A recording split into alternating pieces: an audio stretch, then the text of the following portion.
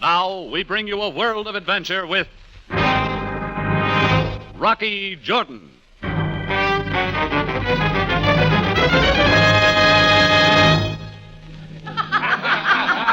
Hey, Rocky!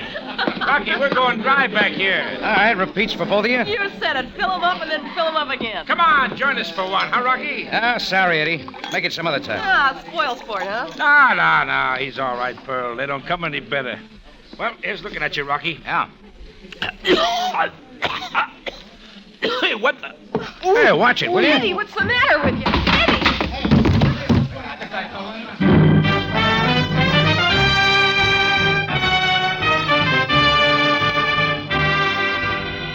On a narrow street not far off Cairo's native quarter stands the Cafe Tambourine, run by Rocky Jordan. The Cafe Tambourine, crowded with forgotten men, alive with the babble of many languages. For this is Cairo, where modern adventure and intrigue unfold against a backdrop of antiquity.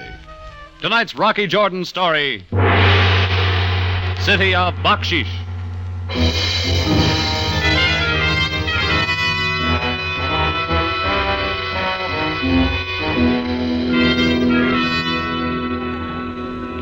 The threat of a blistering calm scene off the desert had passed that afternoon, so the Cairenes were out and around, and business at the Tambourine was good.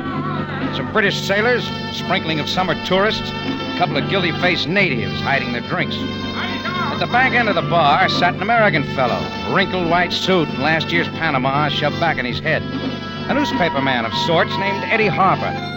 With him was a hatless blonde who needed a fresh bottle of peroxide.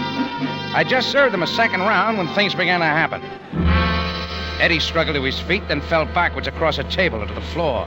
He didn't move as I got around to him. Well, don't everybody just stand there. Do something. I'll take care of him, lady. He's out cold. But he wasn't tight. He'd only had a couple. Chris, get a doctor here right away. Pardon, monsieur. I am Dr. Bear. If I might be of help. I'll say you can. Yeah, he just keeled over here, doctor. Oui, as I saw. The eyes. The man was drinking from this glass? Sure he was. What about it? Perhaps there is somewhere we can take him, monsieur. Yeah, sure. There's a cot in my office. Help us with him, will you, Chris?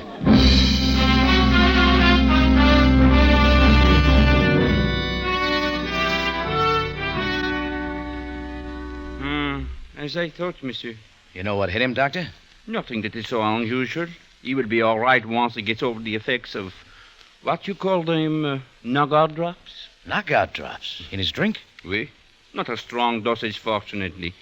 Give him some strong coffee as soon as he is able to take it. Oh, yeah, I'll do that. Now, here is my card if you need me. I do not think it likely, though. Good day, monsieur. Goodbye, Doc. And thanks. Well, those things happen around Cairo. All you can do is try and make sure they don't happen again. The blonde had hung around, so after the doctor left, I let her come in the office.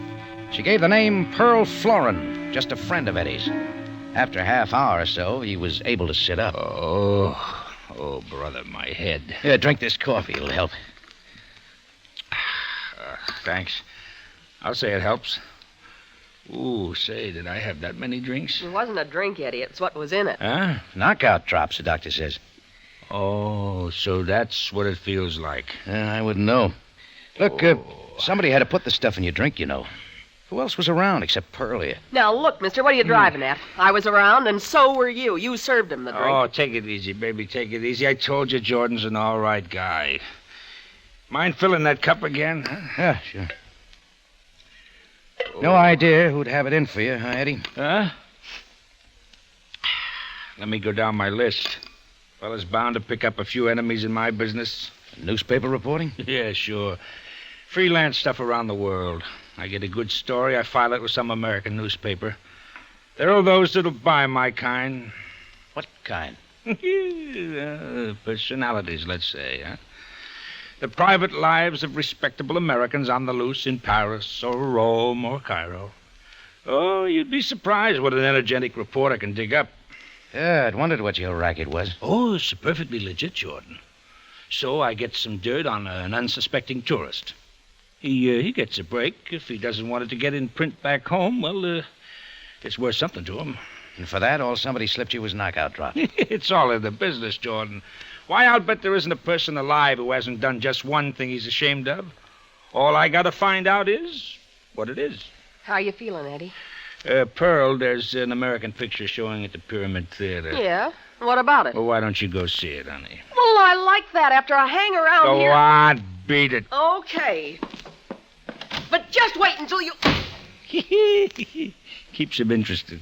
Look, Eddie, if you're feeling all right now. Just a second, Jordan. There's something just occurred to me. Your Cafe Tambourine, why, it's a natural. Well, what? Well, it's off the beaten path, you know. The visiting firemen have a way of letting down their hair in a joint like this. No dice, Eddie. You just spot the tourist and the story. I write it up and handle the business end. That's all there is to it. I don't go for blackmail, yours or any other kind. Oh, you're not taking any chances, Jordan. None at all. I said drop it. I'm not interested. I'll give you an example of how it works. Say I send a feature story to a New York paper about an American adventurer in Cairo. Hazy background, runs a cafe.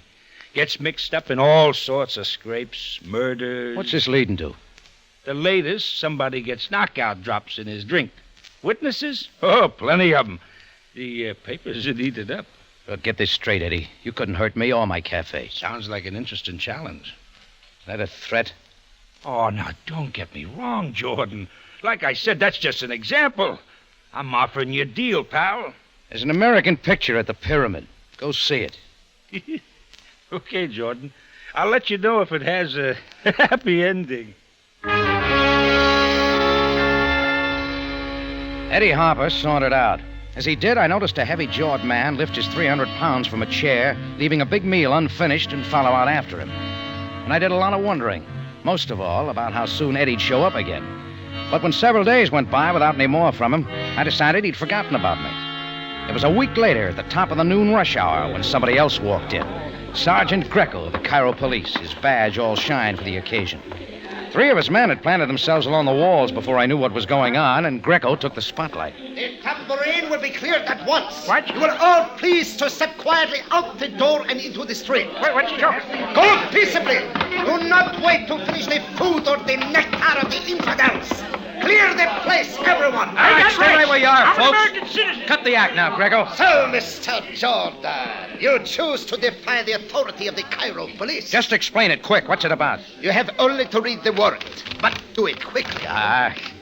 See, I'm an American Who sent you with this? My immediate superior, of course, the Captain Sabaaya. When it's something like this, Sam could have come himself. The Captain is busy with more important The matters. council down The here. warrant is clear. The Cafe Tambourine is closed. Your license to operate such an establishment has been revoked indefinitely. Just tell me why. What's it all about? That is not my concern. Amor, Ali, keep the people moving. Oh, you sure like to overdo things, don't you, Greco? All right, we'll see what Sam has to say. If he cares to see you at all, Mr. Jordan. He will, Greco. You bet he will.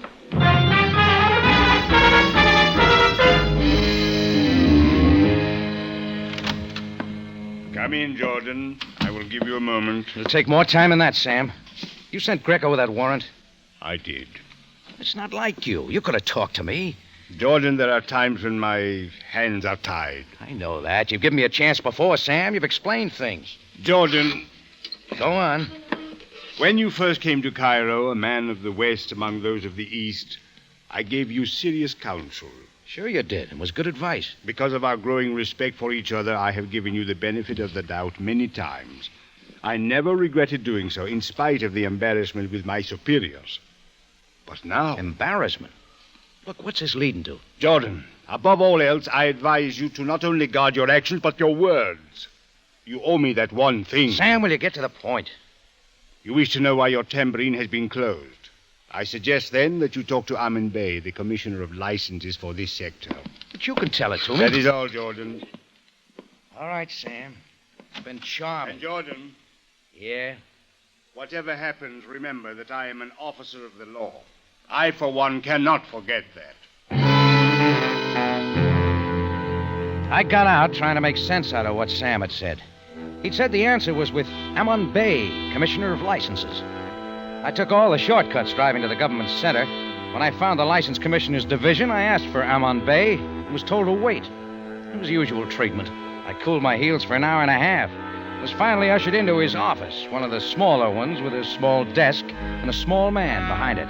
Black mustache, too much gold braid on his fez, and a jewel stick pin that hurt my eyes when it caught the light.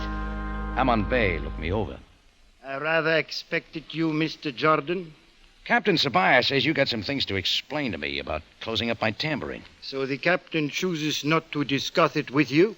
But you will, Hammond Bey. Let's have it. Very well. Oh, that's your Jordan folder? Huh? And a most interesting one. Among other things, is this newspaper clipping. I will permit you to read it.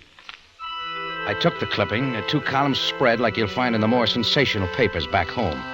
When I saw the byline, Eddie Harper, I knew what followed. It made good reading and was all about me, Rocky Jordan, the lone wolf of Cairo. It listed a number of incidents around the tambourine, including murder, the dates, but omitting the true facts. It mentioned knockout drops in a customer's drink, with no investigation by the police. It hinted at my relationship with Captain Sam Sabaaya, and ended with quotes by me. I'm the one American who can get away with anything in Cairo, and the authorities can't touch me. Well, Mr. Jordan? Where'd you get this? It arrived by airmail from New York this morning. You should be more careful of your interview. I didn't give an interview, Hammond Bey. Or perhaps you did not realize that this would find its way back to Cairo. We are most interested in such things as this. I tell you, none of it's true. The whole story's a pack of lies. Indeed.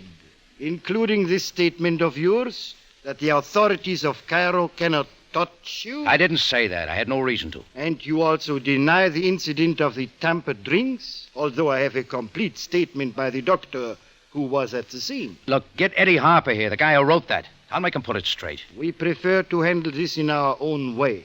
The affair of the tampered drinks is reason enough for withdrawing your license. That's all it takes, huh? No hearing, no chance for me to defend myself. You are not on trial. Now, Mr. Jordan, this relationship between you and the Captain Sabaaya. What about it?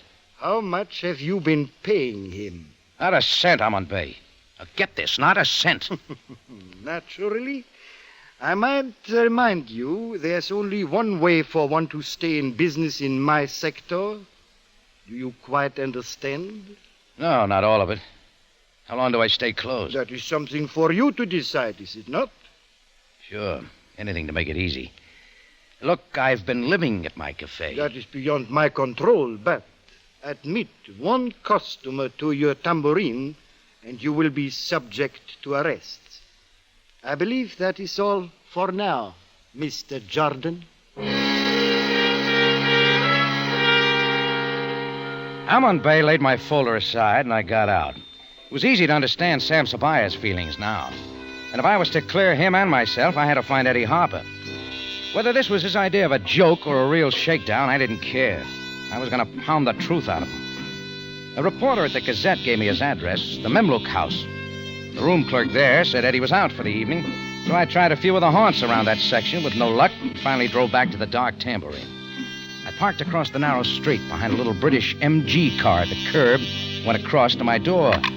I just had the key in the lock when a figure moved out a couple of doorways down. Psst. Hey, Jordan. Who is it? You know me. Eddie Harper. I want to see you. Eddie. I'll bet you do. Come on, then. I stood watching Eddie, puzzled as he moved slowly along the wall toward me. He got only halfway. The shots had come from the MG across the way. I made a dive for his shadow as the little car hopped away from the curb, skidded around the corner, and was gone. Then I was up looking for Eddie Harper. I found him slumped on the sidewalk. The first shot had been enough. He was dead.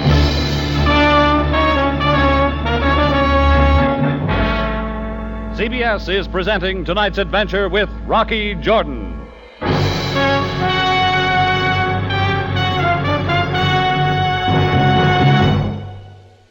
Another Tuesday night's coming up on CBS, and this one brings the return of an old friend, Luigi Basco, the wonderful little topsy-turvy ex-immigrant.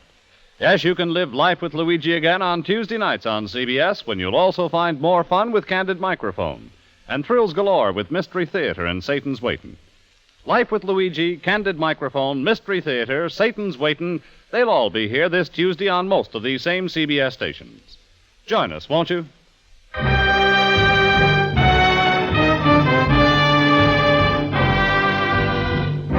Now we take you back to Cairo and tonight's Rocky Jordan story, City of Baksheesh.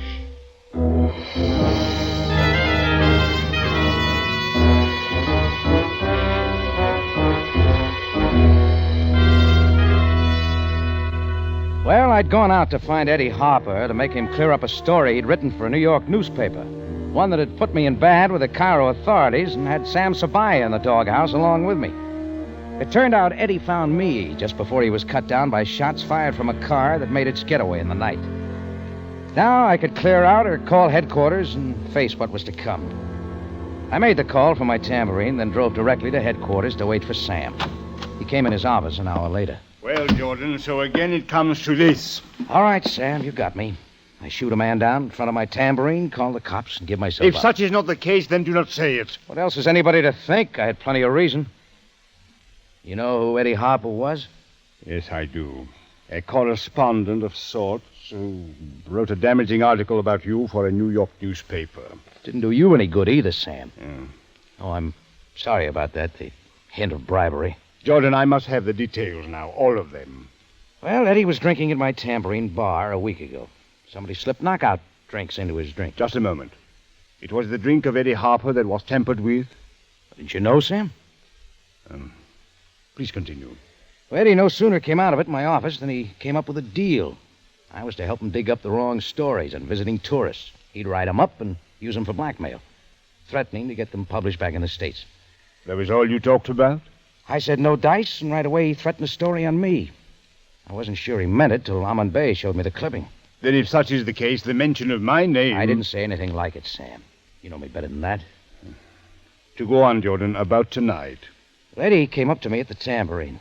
The shots came from across the street. Somebody driving an MG that got away fast. I didn't see who it was. Regarding the incident a week ago, was there anyone with Eddie Harper? Yeah, a washed-out blonde named Pearl Florin. Better look her up, Sam. As it happens, her address was found in his pockets.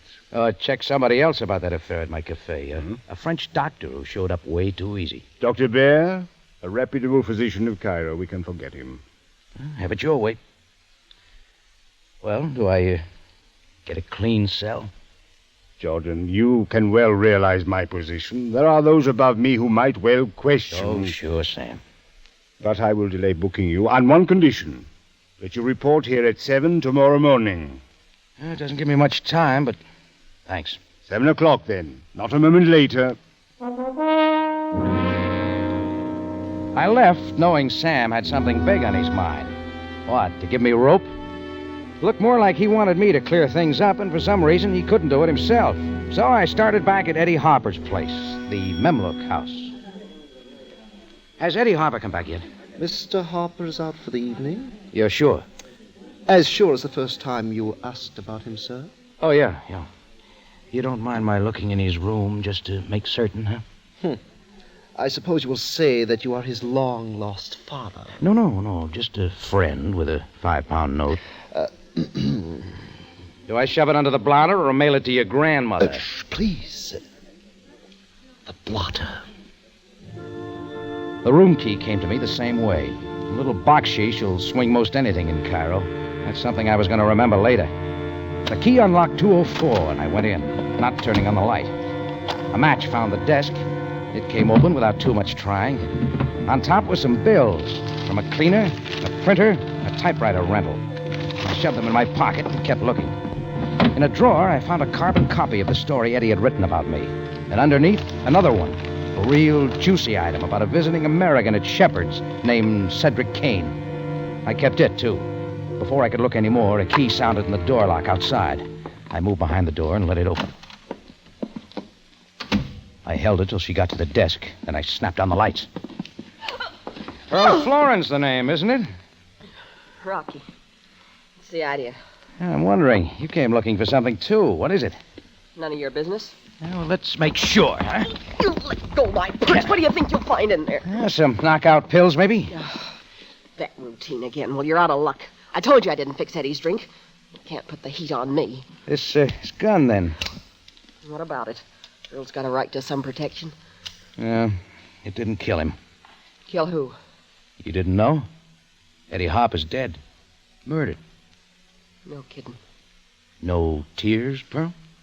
Let it sink in, Rocky. I don't get it. I don't get it at all. You ever hear of a man named Cedric Kane? No? Why should I? Skip it. Anyhow, the police are looking for you, Pearl. That's a laugh. The police can't touch me. Now, you better get going before I look one up. I'll do better than that. I'll help you find one. I shoved Pearl out the door, down the steps, and through the lobby before anyone could stop us.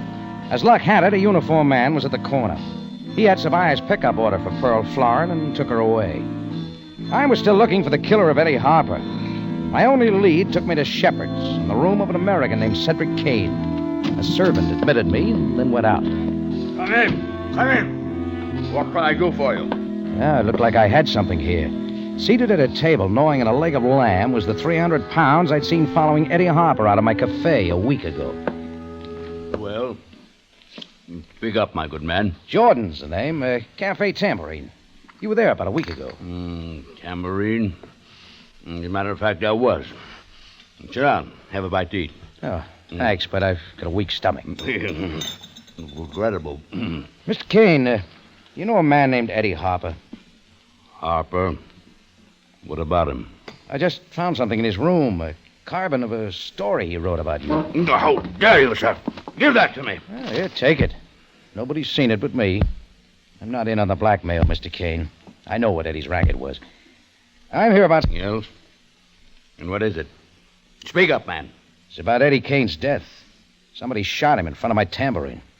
Oh, excellent news. Good riddance. Sure you won't have something to eat, Mr. Jordan? Look, I've got to find out who killed him. Plenty of people had reasons. As you say.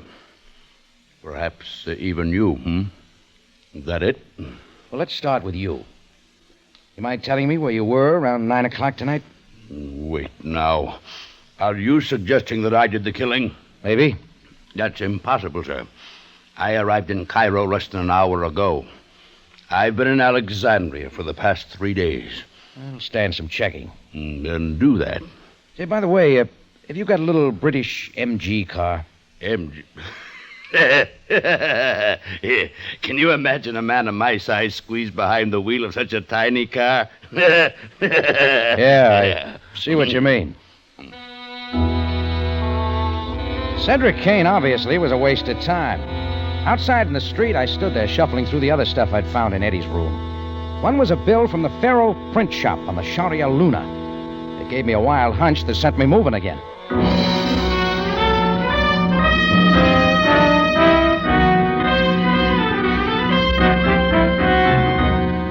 The print shop was a little, disordered, one-man place, dark except for a tiny nightlight in the back. When no one answered my knock, a skeleton key got me in, and I started the search. Desks, drawers, and finally, at the bottom of a big wastebasket, I found it. A rough proof of the complete story Eddie Harper had written about me. It gave me part of his blackmail scheme, but it didn't clear me of murder. I turned to look some more. A clumsy move and flipped the switch on a small press. I got it turned off quick. I ducked down behind the press, waiting to make sure the sound hadn't brought anybody. When I stood up, the next thing I saw was a freshly printed sheet right out of that press. Another story. One look told me I had everything I wanted.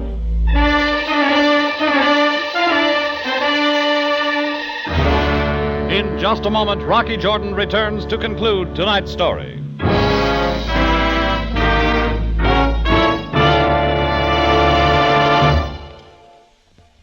Granby's Green Acres. The hilarious misadventures of a city chap who thought he'd find peace by turning farmer is heard on most of these same CBS stations every Monday evening. Gail Gordon plays the ex-bank teller who, with his family, moves to the country and tries to raise crops as the books advise him to. Hear the latest comedy on Granby's Green Acres this Monday, won't you?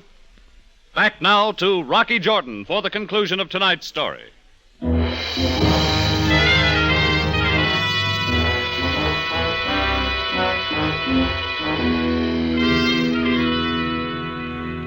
The late theater crowds were just letting out as I hunked my way across the Solomon Pasha and drove down the hill toward the Nile till I found the home of the little commissioner of licenses, Aman Bey. The fancy house went with the gold braid on his fez. My knock got an answer. The sleepy servant let me in. Pretty soon, Amon Bey came down, drawing a robe around him.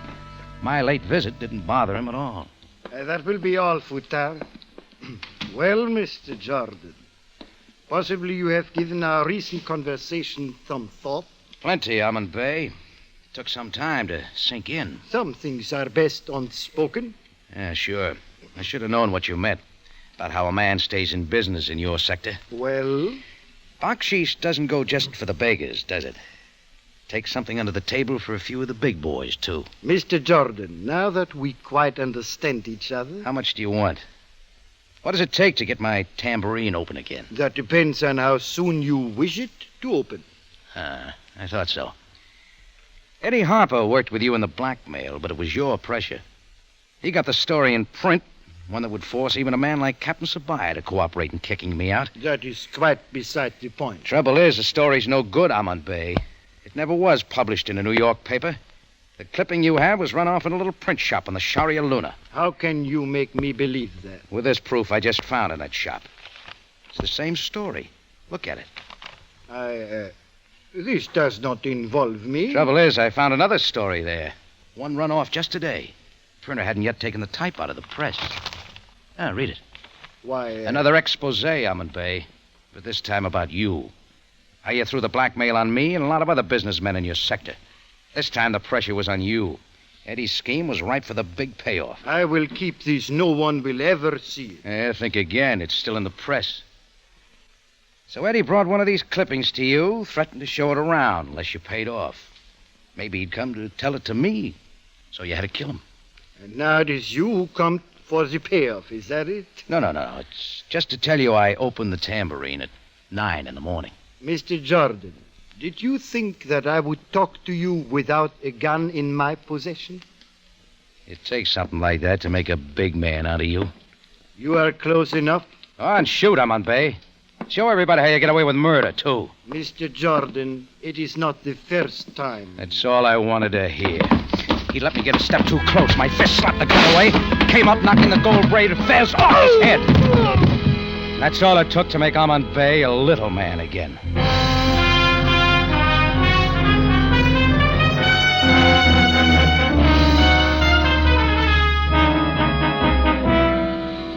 "15 minutes later, he was at headquarters trying to answer all of Sam Sabaaya's questions.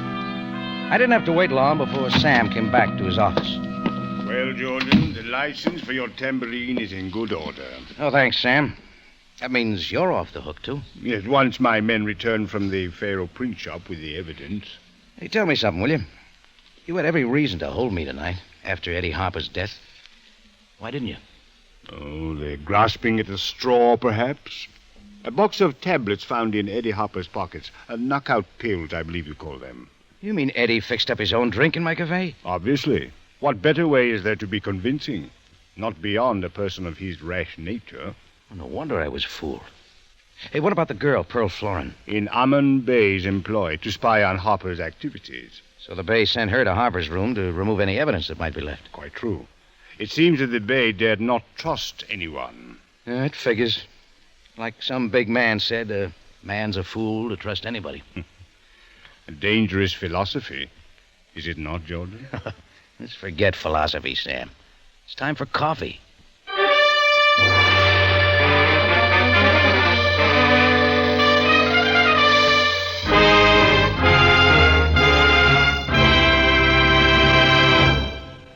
Remember, you have a date next week at the Cafe Tambourine, same time, same station. And the story is The Man from Damascus.